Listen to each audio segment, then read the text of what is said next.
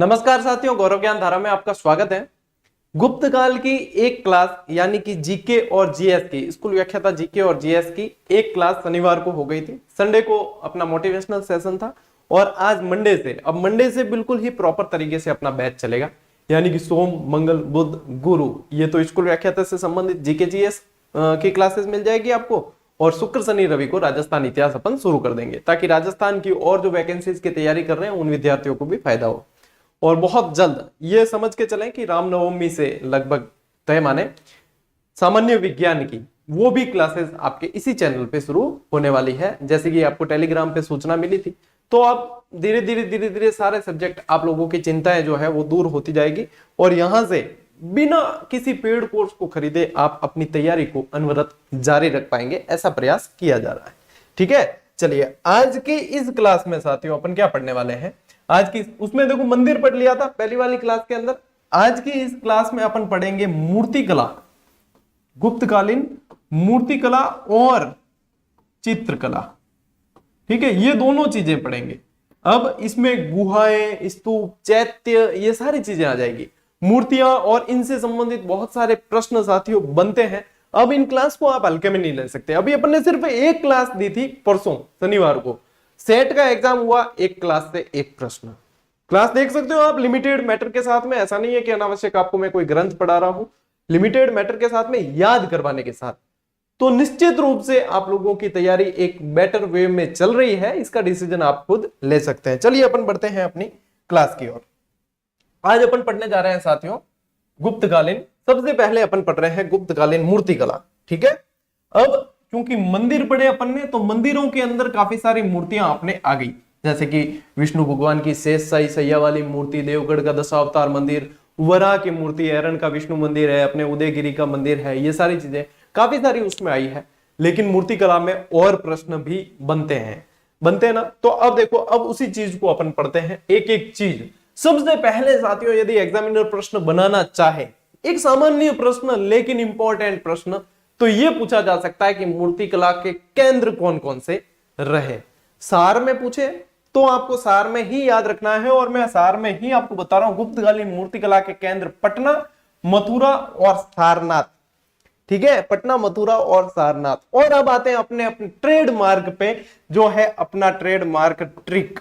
ठीक है, ट्रिकास्त्र की ट्रिक कहती है कि पाठ में सार है। क्या है? पाठ में सार है।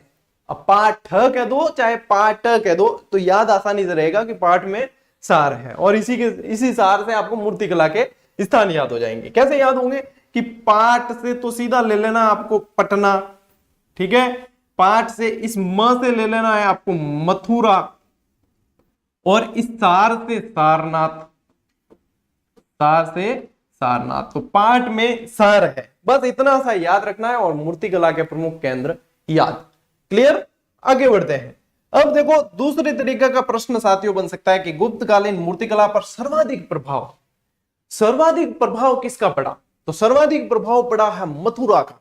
ठीक है, मथुरा शैली जो है उसका सबसे ज्यादा प्रभाव पड़ा है गुप्तकालीन मूर्तिकला पे। मथुरा शैली का सबसे ज्यादा प्रभाव है, लेकिन सर्वोत्कृष्ट यदि पूछे आपको, तब आपको फिर से चेंज करना है, सारनाथ की सर्वोत्कृष्ट है। ठीक है, गुप्तकालीन मूर्तिकला में सारनाथ की मूर्तियां जो है उनको सर्वोत्कृष्ट माना गया है। तो स से सारनाथ और स से सर्वोत्कृष्ट कह सकते हो आप, या सर्वोत्तम भी कह सकते हो। ठीक है, यानी कि सबसे बेस्ट। ठीक है, तो स से यहां से याद रह जाएगा आपको सर्वोत्तम, सर्वोत्तम। ठीक है, इस तरीके से याद रख लेना। सारनाथ की है सर्वोत्तम है, और मथुरा की शैली का प्रभाव ज्यादा पड़ा है। देखो, प्रभाव ज्यादा पड़ना और बेस्ट होना दोनों में अंतर होता है। ठीक है, तो ये चीज है, ये तो है बेस्ट और ये है सबसे ज्यादा। क्वालिटी और क्वांटिटी जो चीज होती है ना, वही चीज यहां पे है। आई बात समझ में? ठीक है, आगे बढ़ा। गुप्तकालीन मूर्तिकला की विशेषताएं। अब थोड़ी सी विशेषताएं भी देखें अपन। अब विशेषताओं वाले क्या प्रश्न आते हैं आपके दिमाग में, आना भी चाहिए ये, क्या क्या विशेषताओं वाले प्रश्न आ सकते हैं, क्या इन्हें याद किया जाए? देखो, रटने की आवश्यकता नहीं है, खाली एक नजर मारनी है और व्यवस्थित रूप से समझना है कि यहां से प्रश्न इस तरीके से बनेंगे। तो गुप्तकालीन मूर्तिकलाओं की बात करें तो प्रश्न कैसा बनता है? प्रश्न बनता है निम्न में से कौन सी गुप्तकालीन मूर्तिकला की विशेषता नहीं रही होगी? ठीक है। या निम्न में से कौन कौन सी गुप्तकालीन मूर्तिकला की विशेषता रही, ए में दे देंगे, बी में दे देंगे, फिर ऑप्शन देंगे ए और बी दोनों, ए बी सी डी, इस तरीके से प्रश्न बनते हैं। तो यहां पे अपन को इन मूर्तिकलाओं की विशेषताएं समझनी भी जरूरी है। मैं आपको एक एक चीज क्लियर करके बताता हूं कि क्या कैसे है, ठीक है। सबसे पहले देखो यहां पे पेन ले लेते हैं अपन, नग्नता और कामुकता से मुक्त है, यानी कि इनसे पहले वाली ये जो दो विशेषता है ना, नग्नता और कामुकता, ये किन मूर्तियों में देखने को मिलती थी, ये कुषाणकालीन मूर्तियों में देखने को मिलती थी। किसमें? कुषाणकालीन मूर्तियों की विशेषताएं थी। वहां पे परिधानों का इतना महत्व नहीं था उस मूर्तिकला में, यानी कि यहां पे क्या होगा, नग्नता और कामुकता से मुक्त है। आपको पूछ भी ले कि कुषाणकालीन मूर्तिकला से किस प्रकार भिन्न है गुप्तकालीन। अब देखो कुषाणों के सामंत रहे हैं, ठीक है, ये अपन ने पढ़ा है, तो थोड़ा सा अंतर भी तो लाना पड़ेगा, नहीं तो क्या कुषाण वाली क्या यूं टेक दी, तो यहां भी तो नहीं चले। तो यहां पे क्या होगा कि यहां पे आपको प्रश्न बने ना, तो ध्यान रखना वस्त्रों का प्रयोग हो रहा है। अच्छा, इन वस्त्रों के प्रयोग की जगह आपको एक शब्द मिल सकता है, परिधानों का महत्व, ठीक है, परिधानों का प्रयोग या परिधानों का महत्व। परिधान कह दो चाहे वस्त्र कह दो। अब परिधान या वस्त्र जो थे वो बारीक, यानी कि थोड़ी सी पारदर्शी जैसे भी थे इसमें, ठीक है, लेकिन परिधानों का प्रयोग यहां पे शुरू हो गया, ठीक। धातु, पत्थर और मिट्टी की मूर्तियां अधिक थी। देखो इनमें से है ना, ये पत्थर और मिट्टी की मूर्तियां अधिक थी, लेकिन धातु की मूर्तियां भी मिली है, जैसे कि अभय मुद्रा में प्राप्त तांबे की मूर्ति मिली है गौतम बुद्ध की, जो प्रश्न पिछली स्कूल व्याख्याता में बना भी था, ठीक है।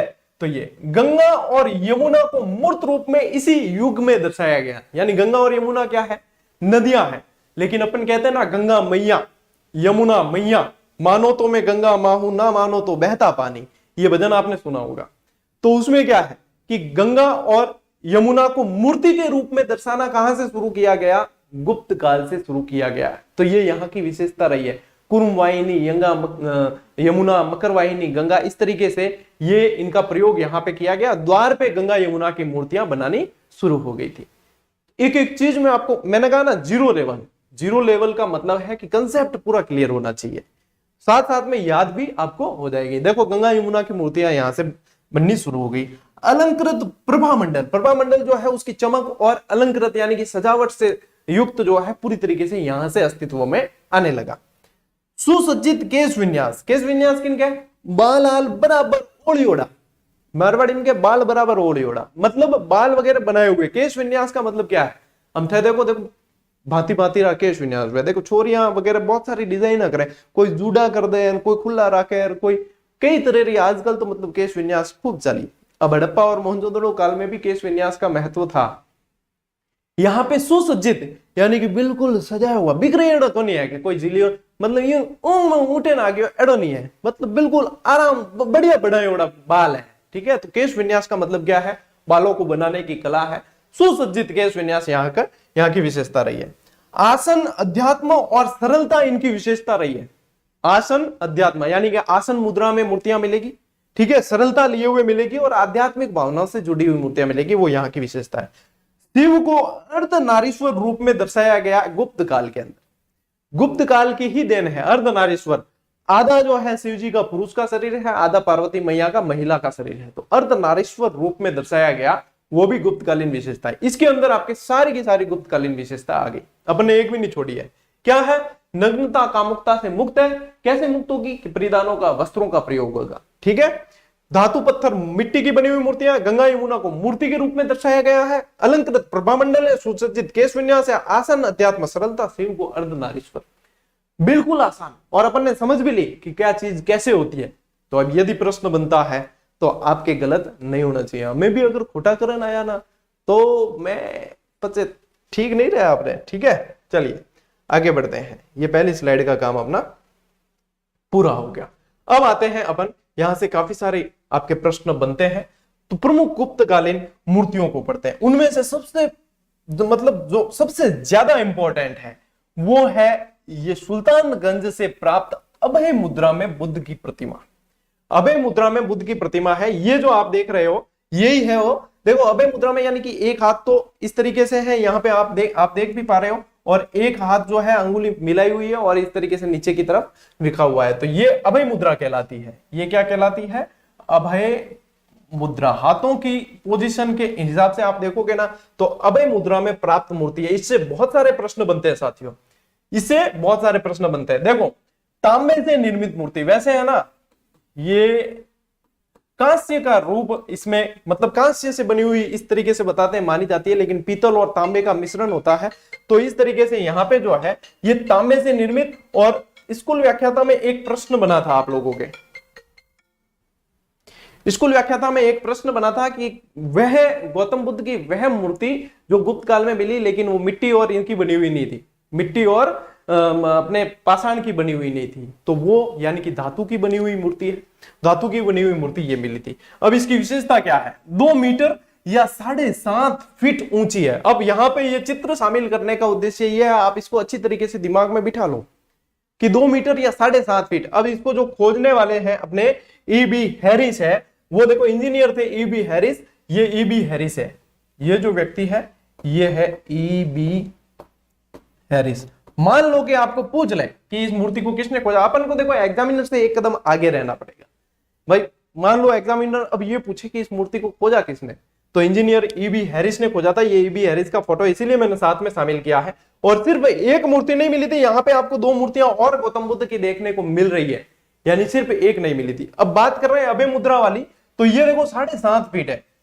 कितनी है? 7.5 फीट, यानी कि 2 मीटर, 2 मीटर है। तो ये मूर्ति जो है आप आप आदमी की हाइट से अनुमान लगा सकते हो कि वास्तव में बात क्या गुरुजी पढ़ा हुआ है, जो है बात पढ़ा हुआ है तो हाची है। और मूर्ति दिखाने का मतलब यह है कि आपके सीधा सीधा दिमाग में फिट करवाना है। अब आपके मैं कह सकता हूं डंके की चोट पे कि अभय मुद्रा वाली मूर्ति पूछ ली, गौतम बुद्ध की मूर्ति पूछ ली, सुल्तानगंज वाली मूर्ति पूछ ली, 7.5 फीट वाली पूछ ली, 2 मीटर वाली पूछ ली, तो आपका प्रश्न गलत नहीं होगा। कि तांबे के बनी हुई मूर्ति, धातु की बनी हुई मूर्ति जो है वो E.B. हैरिस ने खोजी थी, वो यही है। 5 क्विंटल की ये मूर्ति है। ठीक है, देखो वर्तमान में ये कहां है? बर्मिंघम संग्रहालय में सुरक्षित है। अपने यहाँ नहीं, अंग्रेज ले गए इसको। ठीक है, अंग्रेजों ने ऐसी कोई खास चीजें अपने यहाँ छोड़ी नहीं, जो बढ़िया दिखी ना सब ले गया, पर गिया जो कोई पार पड़ियो, गिया तो सही, अपा आजाद तो हाँ बस वही ठीक है। आजादी हमारी देर गया है वो बढ़िया है, देर नहीं गया अपा ली है छीन। ठीक है ना, तो बर्मिंघम संग्रहालय में सुरक्षित है। 5 क्विंटल से भी वजनी है ये। 1858 में रेलवे इंजीनियर E.B. हैरिस को मिली। मुझे नहीं लगता कि इससे बाहर प्रश्न जाएगा और इससे ज्यादा पढ़ने की आवश्यकता है, और इससे मतलब ज्यादा कोई पढ़ के आपसे आगे निकल जाए ऐसा भी नहीं है। आखिर में प्रश्न जो बनने हैं वो यहीं से बनने। अब इससे ज्यादा पढ़ के क्या करोगे, यही याद कर लो काफी है। और है कैसा, बिल्कुल शॉर्ट स्वीट मैटर है। ये याद है आपको 5 क्विंटल याद है, मैं कह रहा हूं आपको 2 मीटर याद है, आपको 7.5 फीट याद है, आपको अभय मुद्रा याद है, आपको सुल्तानगंज याद है, बस। और क्या है, और क्या लोगे रहे मुझसे, बस हो गया यार। ठीक है, तो ये चीज तो हो गई आपके क्लियर, और ये मोस्ट इंपॉर्टेंट है। प्रश्न बना भी है, बहुत बार बना है, आगे भी बन सकता है, आपने देख भी ली। अब बात करते हैं धर्म चक्र परिवर्तन मुद्रा में बुद्ध प्रतिमा। देखो गौतम बुद्ध को की जीवनी पढ़ते हैं ना, बहुत सारी चीजें, जैसे गौतम बुद्ध जब ग्रह त्याग किया तो उस घटना को महाविनिष्क्रमण कहा गया। जब उन्हें ज्ञान की प्राप्ति हुई तो उसे सम्बोधि कहा गया। जब उन्होंने प्रथम उपदेश दिया उसे धर्मचक्र परिवर्तन के नाम से जाना जाता है। जो प्रथम उपदेश यानी धर्मचक्र परिवर्तन कैसे दिया, उनमें उनकी उस समय जो मुद्रा थी वो 5 उनके शिष्य थे, उनको दिया गया। तो ये जो आप देख रहे हो चित्र, ये जो पोजीशन आप गौतम बुद्ध की देख रहे हो, देखो पद्मासन में बैठे हुए हैं और एक हाथ ऊपर की तरफ है, वापस वही एक हाथ नीचे की तरफ, इस तरीके से ये धर्मचक्र परिवर्तन मुद्रा में बुद्ध की प्रतिमा कही जाती है। और ये भी पीतल की प्रतिमा है और ये कांगड़ा से प्राप्त हुई है। ठीक है, पीतल की, स्पेशल याद रखना, धर्मचक्र परिवर्तन की पीतल की मुद्रा कांगड़ा से प्राप्त हुई है। ये 5 इनके शिष्य हैं, कौंडिन्य, असजीवप, आंज, बद्य और महानाम।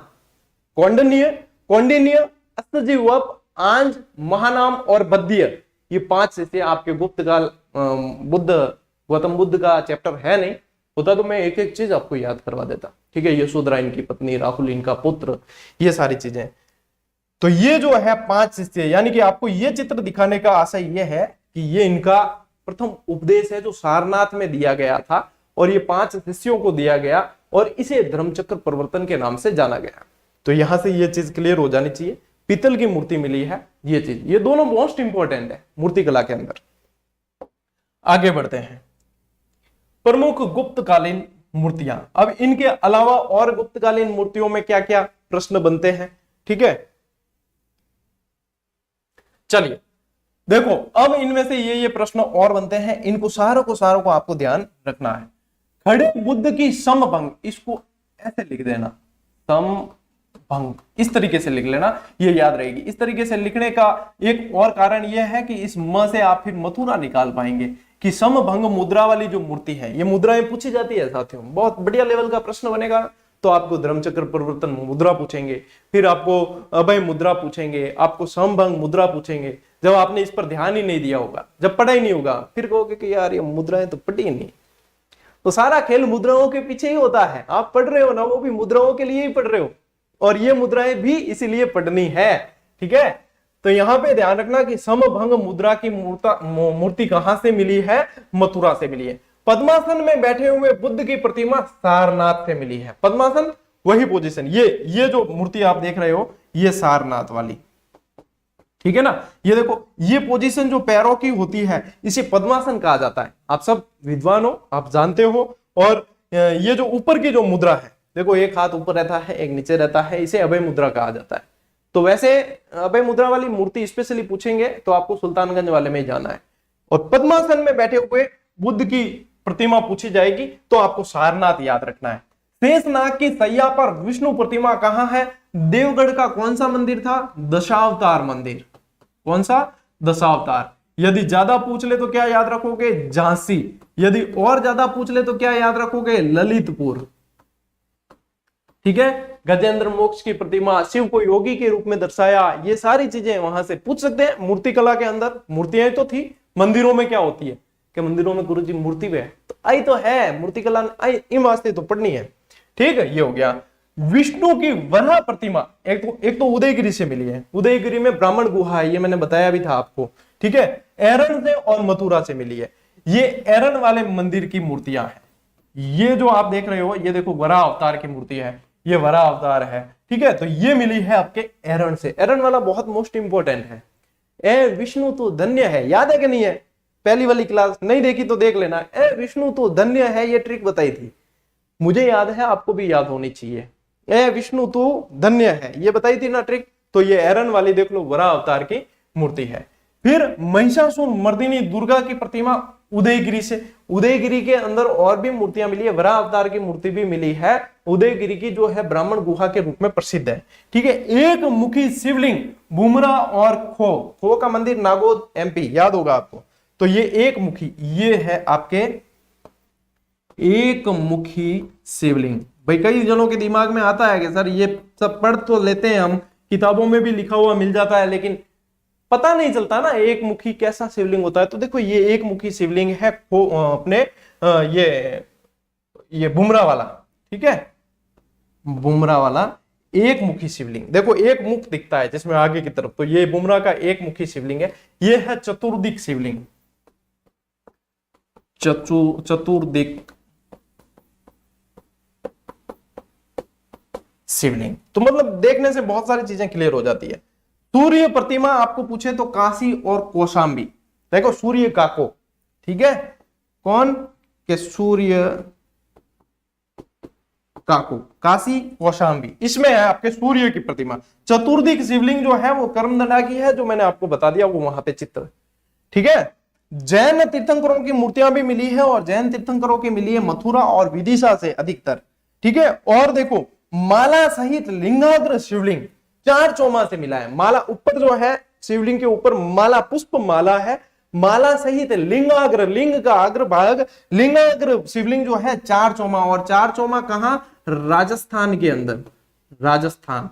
ठीक है ना, तो ये ध्यान रखना, मूर्तिकला के अंदर प्रश्न बाहर नहीं जाएगा। देखो साथ साथ में जैसे ही क्लास पूरी होती है आपको साथ साथ में याद करना है। आज की क्लास हो गई, आज की क्लास को नोट डाउन करते हो, बहुत अच्छी बात है। पीडीएफ मैं टेलीग्राम पे दे देता हूं, पिछली क्लास की भी दे दी थी, आज की भी रात को 8-9 बजे के करीब आपको मिल जाएगी। पीडीएफ आपको मिल जाती है। यदि प्रिंट निकलवा देते हो, सुविधा है तो भी अच्छी बात है, नहीं निकलवाते हो तो मोबाइल में भी पढ़ सकते हो। यदि बात करें कि सर हम तो आलसी है, नोट्स नहीं बनते, तो वन लाइनर जो है 1-1.5 महीने बाद आएगी, उसके अंदर ये सारा मैटर इसी तरीके से आपको मिलेगा और भी बेहतर तरीके से देने का प्रयास करेंगे। अभी इसलिए नहीं दे रहे क्योंकि उसे मैं अपडेट कर रहा हूं, अच्छे लेवल से अपडेट कर रहा हूं, ताकि आपकी जो डिमांड है वो पूरी की जा सके। एक चीज और बता दूं साथियों मैं आपको कि जो विद्यार्थी, देखो हर शिक्षक या हर मार्गदर्शक आपको कहता है कि इस समय एनसीईआरटी पढ़ लीजिए, ठीक है, कि एनसीईआरटी में से, और अपन देखते भी एनसीईआरटी में से कितने प्रश्न बनते हैं, बहुत सारे प्रश्न बनते हैं ना। लेकिन समस्या यह आती है कि 6th से 12th तक की एनसीईआरटी पढ़नी होती है। अब 6th से 12th तक की पुस्तकें इतनी होती है, उसमें अनावश्यक सामग्री भी बहुत सारी होती है, उन्हें छांटना पड़ता है। मैं आप लोगों के लिए एक इतना बढ़िया एनसीईआरटी का प्रोजेक्ट लेके आ रहा हूं। मेरा 70% काम इस पर पूरा हो चुका है, 30% बाकी है। मैं 6 से 12th तक की एनसीईआरटी की आपको सब्जेक्ट वाइज टेस्ट सीरीज देने वाला हूं, मात्र कौड़ियों के भाव में, मात्र नाम मात्र के शुल्क के अंदर। पूरे भारत के अंदर साथियों क्रांति के रूप में ये टेस्ट सीरीज जानी जाएगी। क्यों? क्योंकि इसमें मेहनत इतनी की गई है, हर एक चीज को, मतलब जहां से प्रश्न बनता है, हर पेज में से जो प्रश्न बना है वो प्रश्न आपको उसके अंदर मिलने वाला है। एनसीईआरटी प्रोजेक्ट ड्रीम प्रोजेक्ट के रूप में मैं और मेरी पूरी टीम उस पर काम कर रही है। आपको 3 चीजें इसमें मैं दूंगा बहुत जल्द, एक तो भूगोल, एक इतिहास और एक राजनीति। मिलेगी कैसे? Subject wise. भूगोल आ गई तो 6ठी से 12वीं तक की भूगोल आपको क्लास वाइज बिल्कुल व्यवस्थित रूप से मिलेगी। इतिहास आ गई तो 6ठी से 12वीं तक की पूरी क्लास वाइज व्यवस्थित व्याख्यात्मक टेस्ट सीरीज, और राजनीति आ गई तो राजनीति की भी 6ठी से 12वीं। बताओ इससे बढ़िया क्या चीज हो सकती है?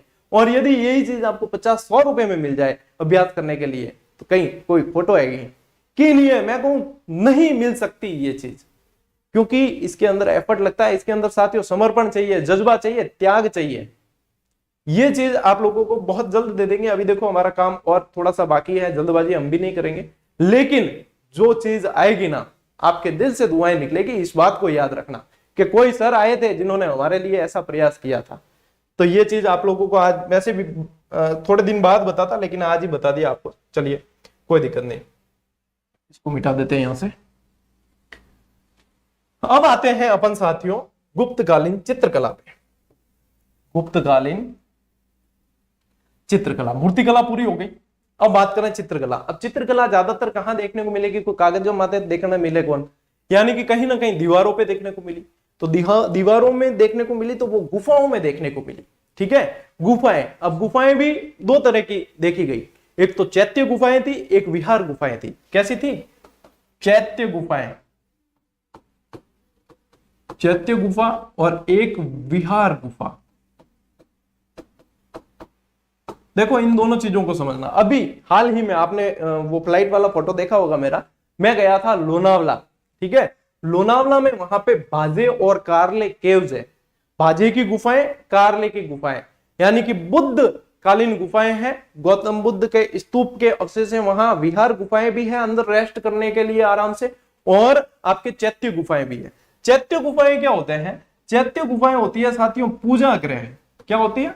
पूजा गृह, यानी पूजा करने के स्थान होते हैं, धार्मिक पवित्र, ठीक है। विहार गुफाएं क्या होती है? विहार गुफाएं होती है आवास के लिए, कि जो बुद्धकालीन जो अनुयायी थे, उनके जो संत थे, वो इसमें विहार, आहार विहार, देखो कैसा होता है, यूं कहते हैं ना, विहार यानी रहना, वो थी रहने के लिए आवासीय। चैत्य गुफाएं थी पूजा गृह। एक होता है स्तूप, बुद्ध की अवशेषों पर बने हुए जो थे वो स्तूप कहलाते थे, ठीक है ना। तो वो स्तूप अलग होते थे, ये विहार और ये। तो यहाँ पे भी आपको गुफा चित्रों के अंदर क्या है? चैत्य गुफाएं भी देखने को मिलेगी, विहार गुफाएं भी देखने को मिलेगी। विहार और चैत्य में क्या अंतर होता है वो मैं आपको यहाँ पे बता चुका हूं, ठीक है। चैत्य मतलब है चेताणो। किन चेताणो? अपनी आत्मा चेताणो, क्या आत्मा का परमात्मा से मिलन ही अंतिम लक्ष्य है, बस। तो ये चेतना है वहां पे, तो वो चैत्य गुफाएं यानी कि पूजा करने की स्थल है। विहार यानी कि आराम, रेस्ट, ठीक है, मौज करो, राज करो, ठीक है। चलिए आगे बढ़ते हैं साथियों। अब अपन बात करते हैं गुप्तकालीन चित्रकला। गुप्तकालीन अधिकांश चित्र जो है वो गुहाओं से मिले हैं, बता दिया मैंने आपको। प्रमुख रूप से अजंता और बाघ की गुफाएं प्रसिद्ध है। अब ये दोनों चीजें कंफ्यूज करती है, इसलिए मैंने इन दोनों को सारणीबद्ध कर दिया है। यानी कि आप बिल्कुल कंफ्यूजन तो भूल ही जाओ। यदि आप जीजीडी के स्टूडेंट हो, यदि आप जीजीडियंस हो, कंफ्यूजन नाम की कोई चीज बीच में रहनी नहीं चाहिए। यहाँ पे अजंता की गुफाएं पढ़ रहे हैं, यहाँ पे अपन बाघ की गुफाएं पढ़ रहे हैं। याद करनी तो यूं समझ लो कि हाथों हाथ ही याद है।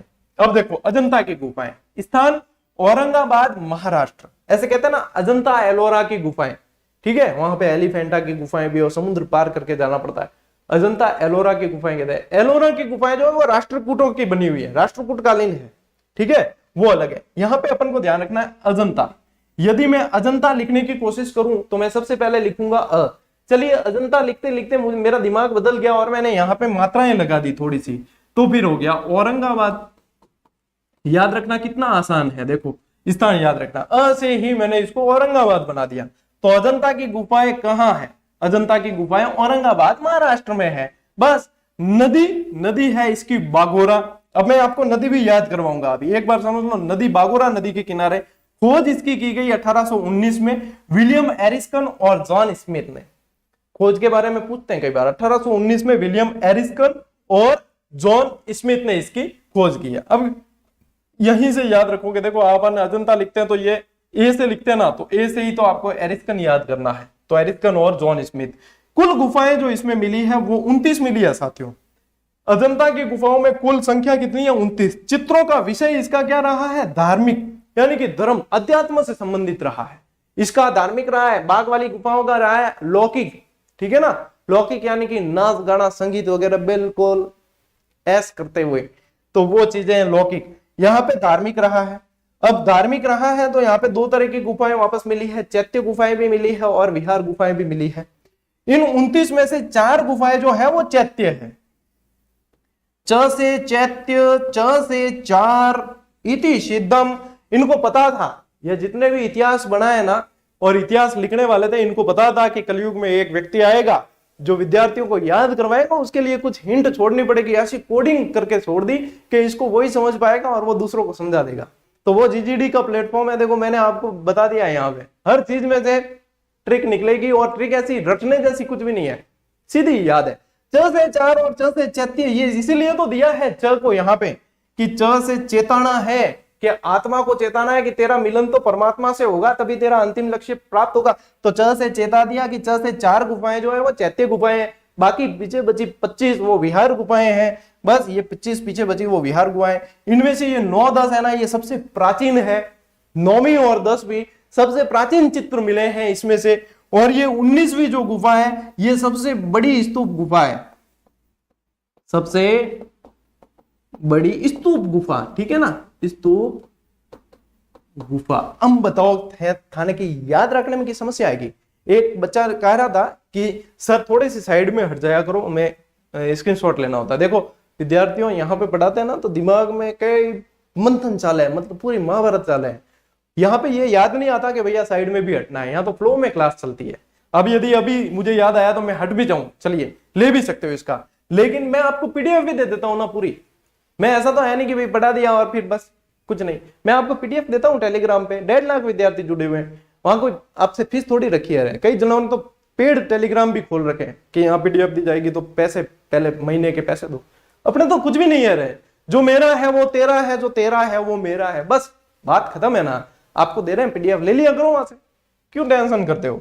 तो यहाँ पे सबसे बड़ी जो है वो 19वीं स्तूप गुफा है, ठीक है। अब यहाँ पे बात करें अपन कि बाघ की गुफाएं कि गुरुजी धार के अंदर है। धार कहाँ है? एमपी के अंदर है। बाघ के दांत देखें, क्यों डरते हैं अपन?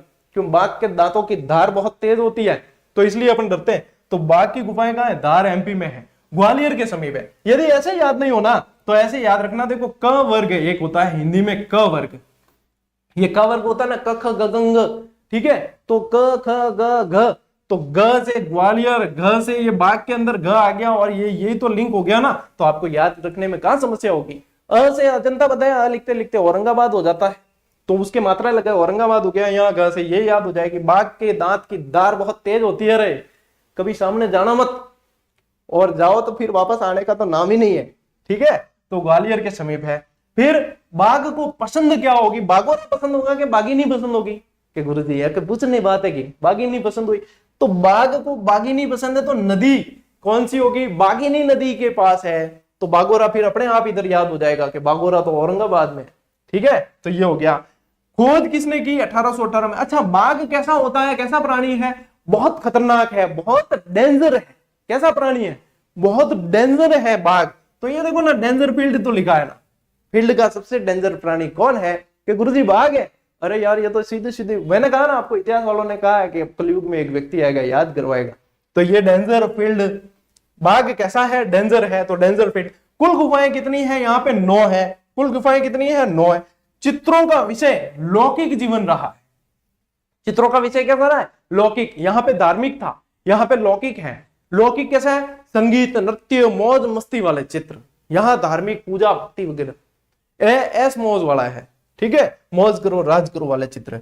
वर्तमान में सुरक्षित गुफा चित्र कौन कौन से हैं? इसमें से 4 और 5 ये गुफा चित्र सुरक्षित है, और इन 4 और 5 को संयुक्त रूप से रंग महल गुफा कहा जाता है। ठीक है, ये क्या कहलाती है? संयुक्त रूप से रंग महल कहलाती है। चौथी और 5वीं संयुक्त रूप से रंग महल कहलाती है। अब मैं दावे के साथ कह सकता हूं कि अजंता की गुफाएं और बाकी गुफाएं में आपके कोई कंफ्यूजन नहीं रहा पीछे, और आपको हाथों हाथ याद लो। चलो मैं साइड में हट ही जाता हूं, ले लो स्क्रीनशॉट, जी लो अपनी जिंदगी,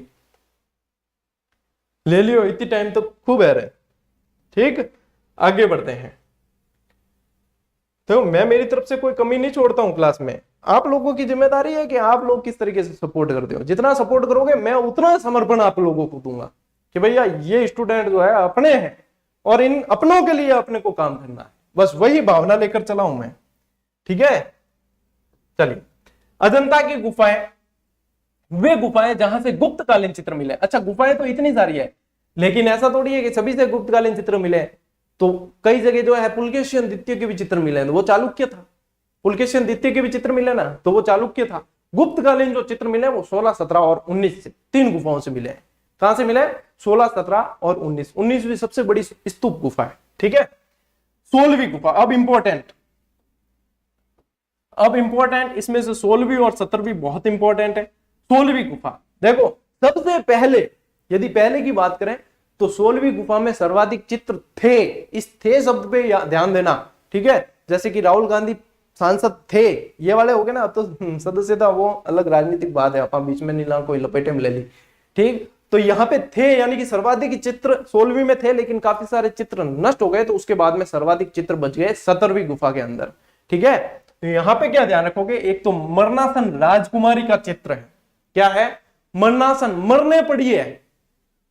मरणासन या राजकुमारी समझो ना, मरने पड़ी है बिल्कुल। अब तो अब मरे के, अब मरे। मरणासन राजकुमारी, 16 बरस की वाली उम्र को सलाम, ए प्यार तेरी पहली नजर को सलाम। भाई 16 मैंने हिंदी पिक्चर देखी है पुरानी, देख जो 16 बरस की वाली उम्र में 16 बरस वाले वो प्यार, इसको मोहब्बत वाली एज को है ना, लड़कियों की 16 साल की उम्र बताया गया है। ठीक है, बॉलीवुड के अनुसार। तो वहां पे क्या है? 16 साल। तो 16 साल की राजकुमारी याद रह जाएगा आपको कि 16 साल की राजकुमारी मरणासन पड़ी है। इसके अलावा उपदेश सुनते वक्त और बुद्ध के वैराग्य उत्पन्न करने वाले 4 दृश्य, बुद्ध को 4 दृश्य देख के वैराग्य उत्पन्न हुआ था, वैराग उत्पन्न हो गया। अपन वैराग का तो उत्पन्न में ध्यान है, मसाणीय वैराग उत्पन्न में अपन। मसाणीय वैराग जानो थे, लेकिन मतलब दाह संस्कार में जावे नहीं, वो चिता जल रही होती है तब सबके दिमाग में आता है कि वास्तव में अंतिम तो बात आई है स्थान अपा यूं ही दौड़ भाग कर मसाणीय वैराग उत्पन्न। बस चिता ना आग दे निकलिया मसाणियों बारे 5 धा धू ए मारा पया नहीं दिया ना, ए थारी यू कर दूं वो कर दूं, ए चीज ए मसाणीय वैराग है। यहाँ पे वैराग उत्पन्न कैसे हुआ? गौतम बुद्ध को 4 दृश्य देखे। क्या दृश्य देखे? सबसे पहले देखा एक बुढ़ा व्यक्ति, वृद्ध व्यक्ति। 4 दृश्य है ना, यहाँ पे बताऊं मैं आपको। पहला देखा वृद्ध व्यक्ति, बुढ़ा व्यक्ति देखा। बुद्ध को, गौतम बुद्ध को लगा कि अपने अंतिम यार ये बुढ़ा तो सबको होना है, कोई भी ऐसा नहीं आया है, अपने तो बुढ़ा तो होना ही है। फिर दूसरा दृश्य देखा बीमार, ठीक है, यानी कि आप कह सकते हो रोगी व्यक्ति। फिर गौतम बुद्ध को लगा कि यार बुढ़े हो गए तो अपन कोई ऐसे निरोगी तो रहने से रहे, अपन बीमार होंगे, रोगी होंगे, कई तरह की बीमारियां लगेगी, तो रोगी व्यक्ति देखा। इसके बाद में तीसरा दृश्य इन्होंने देखा मृत व्यक्ति। क्या देखा? मृत व्यक्ति के, और बुढ़े हो गए, बीमार हो गए, उसके बाद में अपन के कई सारी बीमारियां लगी, तो अंतिम तो अपन को मरना है और इससे अपन को कोई नहीं बचा सकता। ये 3 दृश्य देखे। चौथा दृश्य देखा प्रसन्नचित्त सन्यासी। चौथा प्रसन्न सन्यासी। तब गौतम बुद्ध को लगा कि सारी दुनिया भागदौड़ करती है, लेकिन ये सन्यासी जीवन है ना, ये बहुत वास्तव में आनंद वाला है। प्रसन्न चित्त सन्यासी, उसके बाद में उनके वैराग उत्पन्न हो गया और वो सन्यासी बन गए। ये 4 दृश्य है। मैंने आपको, आपके सिलेबस में है नहीं, मैं पूरा गौतम बुद्ध आपको याद करवा देता। ये है इसके अंदर 16वीं गुफा के अंदर मन्नासन राजकुमारी उपदेश सुनते वक्त, ठीक है, और बुद्ध को वैराग्य उत्पन्न के 4 दृश्य। 4 चौक 16। कौन सी गुफा में मिले 4 दृश्य? 16वीं में। 4 चौक 16 याद होगी नहीं? बस और क्या चीज है?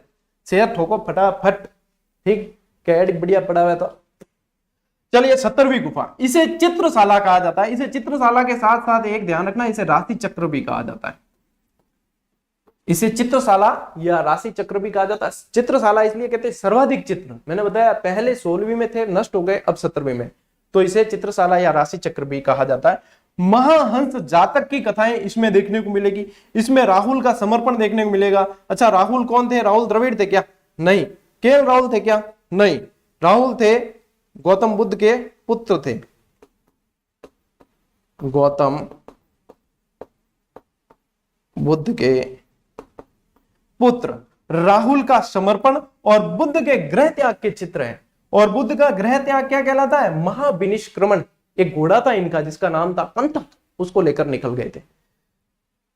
गृह त्याग के दर्शन। माता और शिशु का चित्र मिला है, और ये माता और शिशु का जो चित्र है इस गुफा का सर्वश्रेष्ठ चित्र माना जाता है। क्या माना जाता है? सर्वश्रेष्ठ चित्र माना जाता है। माता और शिशु का चित्र सर्वश्रेष्ठ माना गया है 17वीं गुफा के अंदर से। ठीक है, अन्य गुफाएं अब ये तो पढ़ ली, ठीक है। अब अन्य के अंदर देखो, पहली गुफा जो पहली थी ना, अच्छा ये मार विषय नहीं है, ये है मार विजय। मार विजय, भूमि स्पर्श मुद्रा कहा जाता है। मार विजय वाले जो दृश्य है गौतम बुद्ध का, वो भूमि स्पर्श मुद्रा कहा जाता है, ये मार विजय है। अच्छा, ये मार का मतलब क्या होता है? मार है काम देवता है। कौन है?